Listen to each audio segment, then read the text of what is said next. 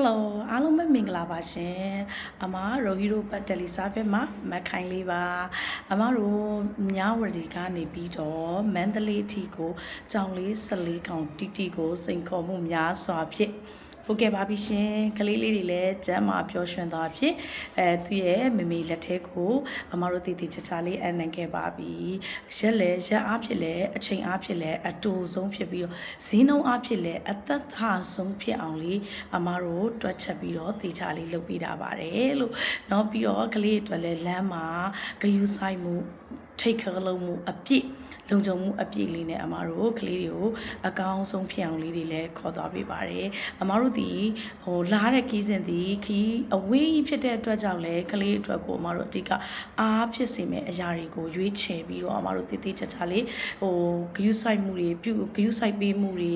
ထိတ်ခါလုံးမှုတွေကောင်းကောင်းလေးတည်တည်ချာချာလေးအမတို့ကိုယ်တိုင်ပြုလုပ်ပေးပါတယ်ပြီးတော့ဒီလိုခီးစဉ်တွေခီးချမ်းမျိုးတွေကြောက်လို့ရှိရင်လည်းအမကိုယ်တိုင်မျိုးတက်ခေါ်တာပေးပါတယ်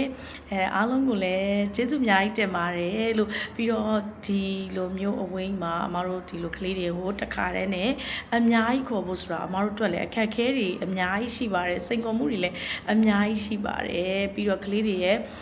ကျန်းမာရေးပြီးတော့လမ်းရဲ့အခြေအနေလေးတွေရဲ့သွာလာလှုပ်ရှားတဲ့အပိုင်းလေးတွေရဲ့မှာအမတို့စိန်ခေါ်မှုတွေအများကြီးရှိပါတယ်ဒါပေမဲ့လည်းအမတို့ကိုယုံကြည်ပေးတဲ့ customer ရဲ့အားတွေ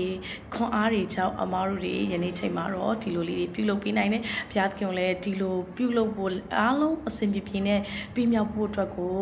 အမတို့ကူညီပေးတဲ့ဘုရားသခင်လည်းအရန်ကိုမှကျေးဇူးတင်ပါတယ်လို့ပြီးတော့အမတို့ကိုအားပေးတဲ့အမတို့ရဲ့ချစ်ရတဲ့မိတ်ဆွေ customer တယောက်ချင်းစီတိုင်းရိုဟီရိုလေးကိုမှအားပေးကြတဲ့တယောက်ချင်းစီတိုင်းကိုအမဒီနေရာကနေပြီးတော့ကျေးဇူးအထူးတင်ပါတယ်လို့